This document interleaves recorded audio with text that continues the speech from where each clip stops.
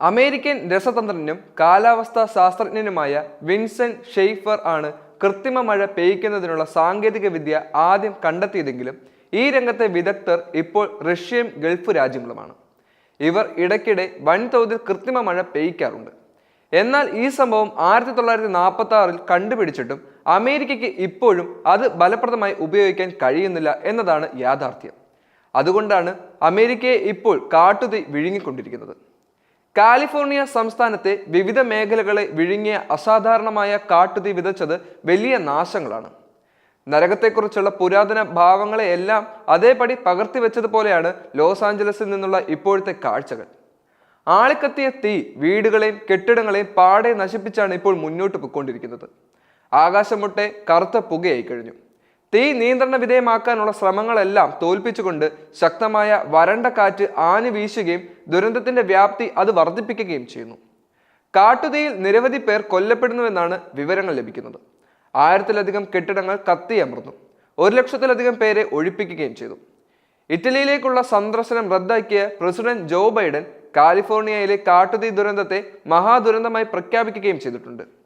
ജനുവരി 9 വരെ മാത്രം മൊത്തം 30,000-ഓളം ഏക്കറാണ് കത്തി നശിച്ചുകൊണ്ടിരുന്നത്.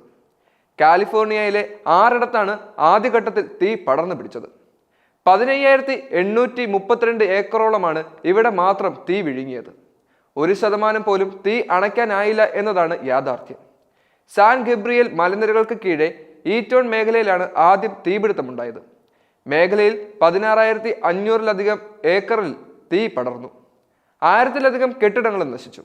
5 പേർ കൊല്ലപ്പെട്ടെന്നാണ് ഈ പ്രദേശത്തെ വിവരം.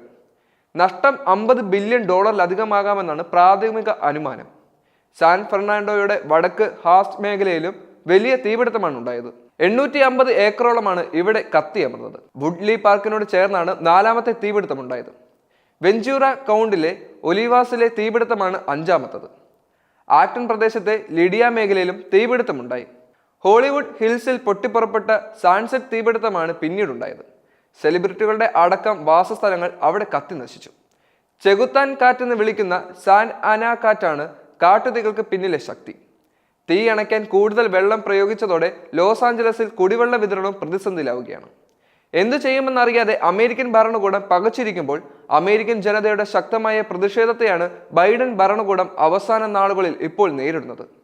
ഒരു ദുരന്ത ഭരണകൂടമായി ഇതിനകം തന്നെ ഈ ഭരണകൂടം മാറിക്കഴിഞ്ഞിട്ടുണ്ട്. ലോകത്തെ ഏറ്റവും വലിയ ശക്തികളിലൊന്നായ അമേരിക്ക കാട്ടുതീക്ക് മുന്നിൽ പതറുമ്പോൾ ടെക്നോളജി രംഗത്തെ അവരുടെ കഴിവ് കൂടിയാണ് ചോദ്യം ചെയ്യപ്പെടുന്നത്. കൃത്രിമ മഴ പെയ്യിക്കാൻ മാത്രമല്ല, കാട്ടുതീ വ്യാപിക്കുന്നത് തടയുന്നതിനും അമേരിക്കൻ ടെക്നോളജി പരാജയപ്പെട്ടുകൊണ്ടിരിക്കുകയാണ്. ഇത് ലോകരാജ്യങ്ങൾക്ക് മുന്നിൽ അമേരിക്കയുടെ പരിമിതികൾ തുറന്നു കാട്ടുകയും ചെയ്യുന്നു. വ്യാഴാഴ്ച എക്സിലൂടെ പ്രതികരിച്ച ഡൊണാൾഡ് ട്രംപ് ജൂനിയർ ഡെമോക്രാറ്റിന്റെ നേതൃത്വത്തിലുള്ള ഭരണകൂടം കാട്ടുതീയോട് എടുത്ത സമീപനത്തെ രൂക്ഷ ഭാഷയിലാണ് വിമർശിച്ചിരിക്കുന്നത്. കാലിഫോർണിയയിലെ പ്രതിസന്ധിയിലൂടെ പശ്ചാത്തലത്തിൽ എക്സിലെ ഉപഭോക്താക്കൾ അമേരിക്കൻ പ്രസിഡന്റ് ജോ ബൈഡനെതിരെയും പൊട്ടിത്തെറിക്കുകയും ചെയ്തു.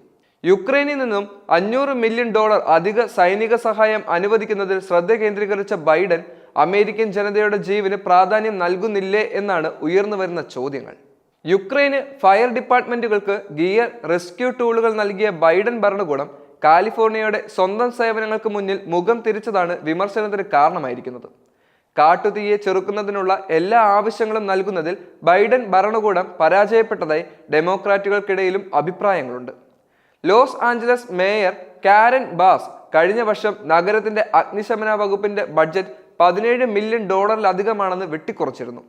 വരാനിരിക്കുന്ന കാറ്റിനെ കുറിച്ചുള്ള മുന്നറിയിപ്പുകൾ അവഗണിച്ചുകൊണ്ട് വാരാന്ത്യത്തിൽ ആഫ്രിക്കയിലേക്ക് യാത്ര ചെയ്യുന്നതിന് മേയറുടെ രാജി ആവശ്യവും ഇപ്പോൾ ശക്തമാവുകയാണ്.